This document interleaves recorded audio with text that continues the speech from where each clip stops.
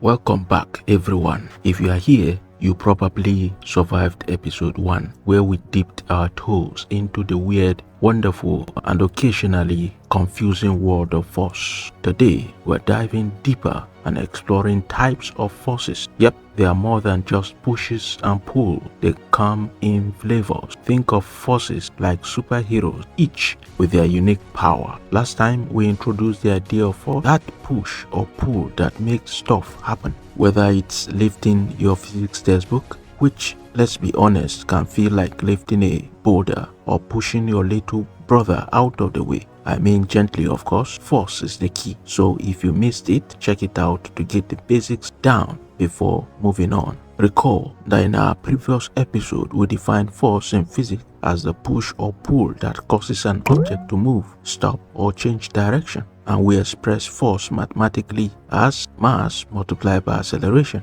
which depicts the applied force. And the SI unit of force is given as kilogram meter per second squared, or Newton. Alright, so today we are classifying forces into two main categories. Number 1, we have contact forces that have to high five to work. And number 2, we have non-contact forces, also known as force field, that do their thing from a distance, like a long distance relationship with gravity. Buckle up, ladies and gentlemen. Now let's pick them one after the other. The first, contact forces. Think of these as the forces that loved a good handshake. Picture this. Contact forces are the forces that have to touch to make anything happen. Underline the word touch. So these are forces which are in contact or in touch with the body to which they are applied. So the triune component of that, you see that there has to be, number 1, contact or touch. Number 2, there has to be a body. Is that clear? And number 3, the applied force. So examples are push, pull, tension, reaction, and even frictional forces. Let's pick them one after the other. Number 1, frictional forces. Friction, the force we love to hate. It's why your sneakers don't send you sliding down the street like a cartoon character on banana peels. It's that resistance you feel whether you are skateboarding, cycling, or just trying to slide a heavy box across the floor. So it is slowly but surely. Hence, the formula for frictional force is frictional force F of F is equal to mu multiplied by normal reaction, where F of F is equal to frictional force in newtons. Mu is a coefficient of friction. It has no unit. It is unitless. And then the N, there is a normal force, which is the normal reaction. The upward reaction, it is also given in Newton. This formula describes the force that opposes motion between two surfaces in contact. The coefficient of friction, mu, depends on the nature of the surface. I hope that is clear. So, friction opposes motion, but also allows us to walk, number 1, right, number 2, and drive, number 3, and many more. So, what are the biblical connections? Based on the Physics Bible, in Romans chapter 5 verse 3 to 4, it says suffering produces perseverance, and perseverance character, and character hope. So like friction, challenges, meaning opposing forces, build strength and character over time. So friction is also known as challenges when you relate that to the Bible. In Zechariah chapter 3 verse 1 and 3, and he showed me Joshua, underline Joshua, the high priest, standing before the angel of the Lord. Standing, there has to be a contact before the angel of the Lord, and Satan standing. Understand that? Joshua standing, Satan standing at his right hand to resist him. So if Satan was standing at the right hand, meaning Joshua was at the left hand side. I'm going to explain this later in verse 3. Now Joshua was clothed with filthy garments and stood before the angel. What are the biblical connections? Joshua's filthy clothes. This represents the resistance caused by sin, much like friction slows motion in physics. I hope this is clear. So Satan's accusations symbolizes eternal forces that amplify this resistance, trying to halt spiritual progress. We see God's intervention in Zechariah chapter 3 verse 4. Just as friction refines objects, God uses life resistances to cleanse and prepare us for greater purposes. By removing Joshua's filthy clothes, God removes the friction of guilt and sin, enabling free and purposeful motion forward, which is the applied force. So, friction is a dual force. It opposes motion, yet makes walking, driving, and climbing possible. Similarly, life's challenges like Satan's accusations may oppose us, but God transforms this resistance into opportunities for growth through the applied force, refining our faith and character as seen in Joshua's restoration. So recall that Satan was standing at his right hand side. So frictional force always acts in opposite direction to the applied force. Are you getting me? Then Satan standing, Joshua standing, there has to be contact before frictional force can function. Hence, you understand that concept. Number 2, tension force. Tension, it's what makes rope bridge safe. Well, mostly, imagine hanging onto a rope in gym class. That pull you feel, that's tension. Tension holds stuff up and lets us swing, climb, and zip line, hopefully without face planting. In John 10:10, the thief cometh not but for to steal, and to kill, and to destroy. I am come, the applied force, that they might have life, and that they might have it more abundantly. So the opposing forces, the thief versus Jesus Christ. The thief, which is Satan, comes to steal, to kill, and to destroy, acting like the downward force, which is F of G, which is equal to W, and is equal to mg. I hope that is clear. That creates tension and tries to pull us down. Jesus comes to bring life to the full, acting as the upward force, which is the MA, the applied force. Exactly? Pulling us toward a life of purpose, abundance, and freedom. So tension represents the struggles we face in balancing the pull of worldly temptations. The thief. Why? Because of gravity is constant all over the world. So gravity can be depicted as sin, the antics of Satan that are all over the world, which is why the Bible says, love not the world, and that the things that are in the world, if any man love the world, the love of the Father is not in him. And the calling of Christ to live abundantly. So just as tension keeps a rope taut and effective, spiritual tension can strengthen us, enabling us to grow and move forward when anchored in Christ. So you are balanced through Christ. Without Jesus, the downward force, which is sin, despair, or destruction, overwhelms us. But with his intervention, the tension in our lives is managed, allowing us to progress toward fullness of life. So the rope under tension symbolizes how Christ holds everything together, ensuring we don't break under pressure. So imagine a suspended bridge held by tension cables. The thief represents the force pulling the bridge down, trying to destroy it. Jesus represents the counter force, lifting the bridge and ensuring it stands strong. The tension in the cables is life's struggles, but when anchored securely in Christ, the bridge remains stable, allowing safe passage to abundant life. Number 3, we have normal force. If you've ever wondered why you don't fall straight through your chair right now, meet normal force. It's the support force that keeps objects resting on surfaces, literally keeping you grounded. Thank you. Chairs, tables, and every floor we walk on. So tension, the pulling forces like a rope under stress. Compression, pushing force like squeezing an object. Biblical connection in 2 Corinthians 4:8. We are hard pressed on every side, but not crushed. Perplexed, but not in despair. So tension and compression forces are similar to life's pressures, yet God's strength sustains us. Number 4, we have the applied force. This one is easy. Applied force is anytime you apply a force to something. So it's like having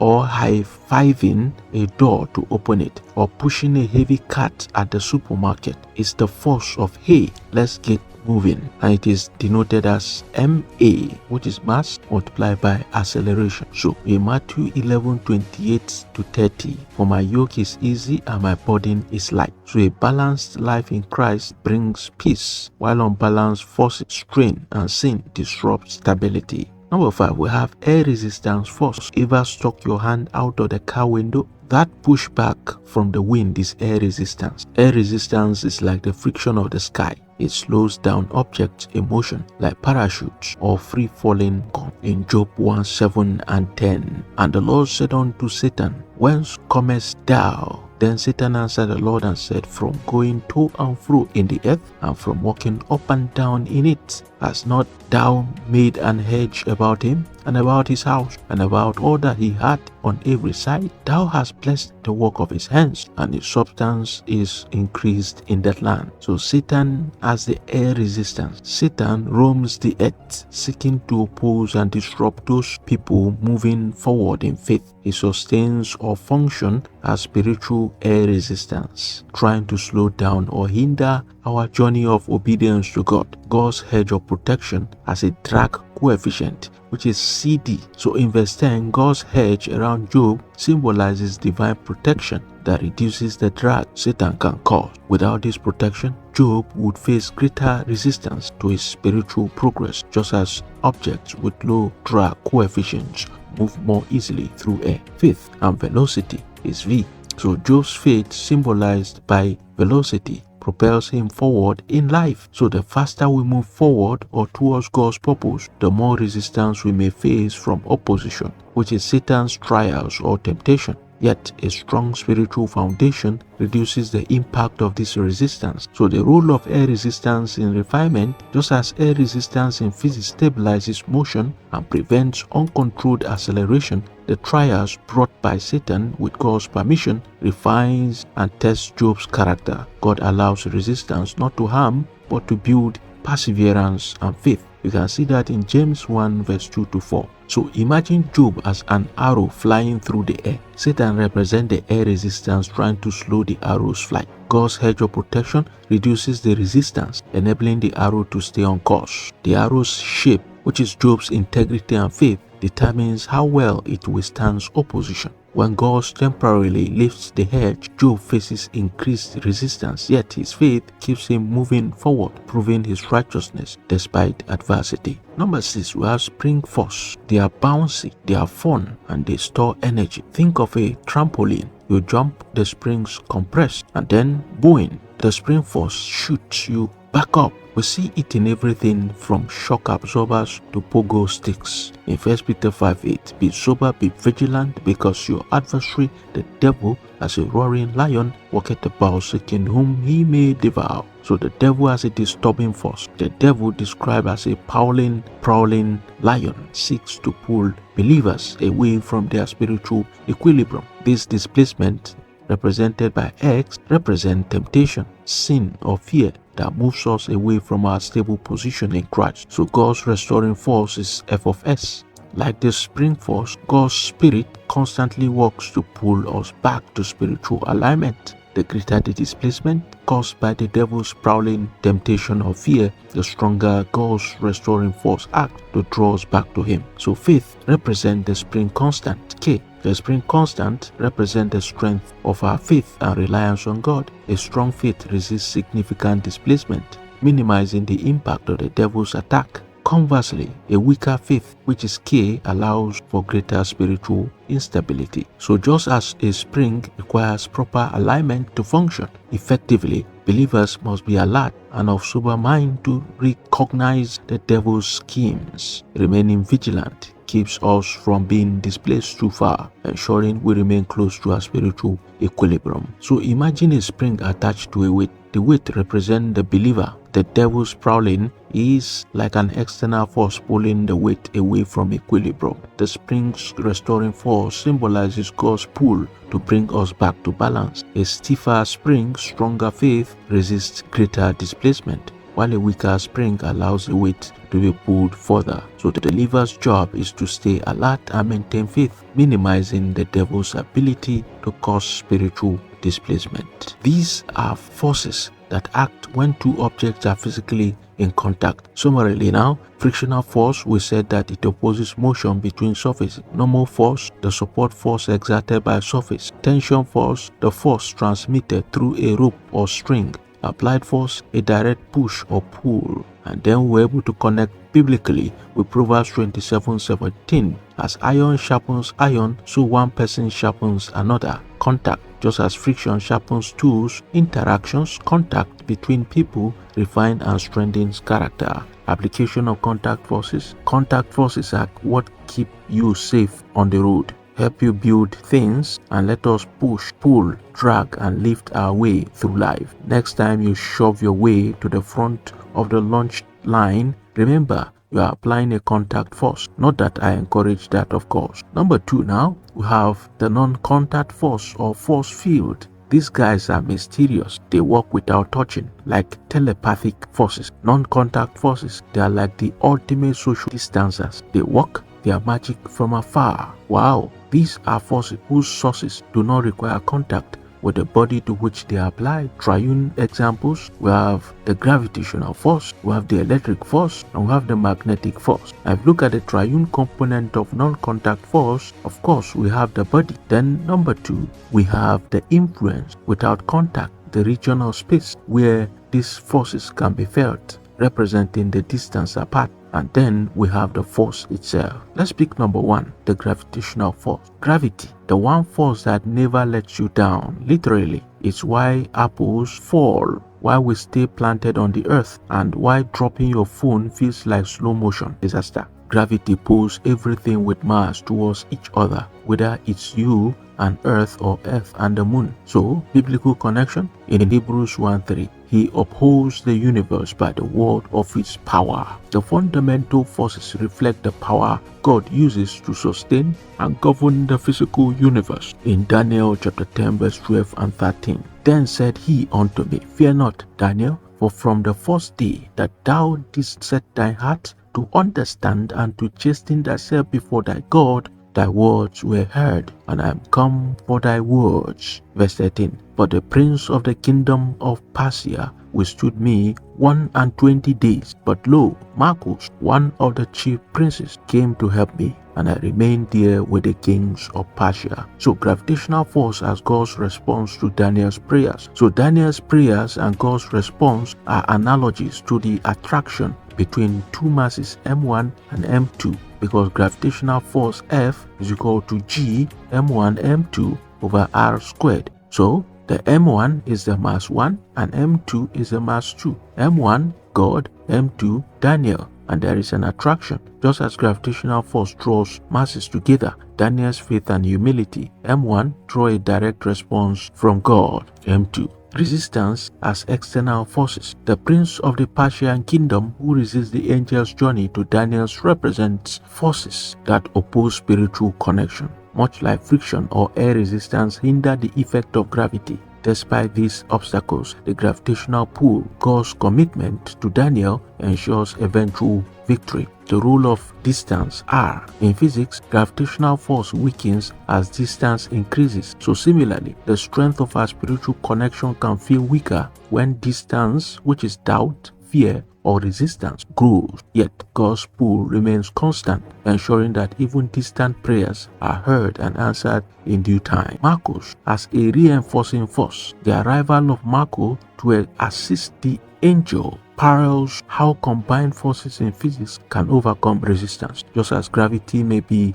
augmented by additional forces, for example, thrust or magnetism, God's power employs heavenly intervention to overcome spiritual resistance. So picture two celestial bodies, Daniel and God, being pulled together by gravity. Daniel's prayer initiates the force of attraction. The resistance by the prince of Persia acts like a barrier, similar to an asteroid belt, slowing the movement. Marco's intervention is like an external force that helps overcome this resistance, ensuring the connection is achieved. Number 2, electrostatic force. Have you ever rubbed a balloon on your head, only have it stick to the wall or make your hair stand up? Electrostatic force is the attraction or repulsion between charged particles, like a magnetic dance particle or party. It plays a huge role in lightning, static electricity, and even copy machine, and it is given physical to K Q1 Q2 over D squared. Number 3, magnetic force. Magnets, the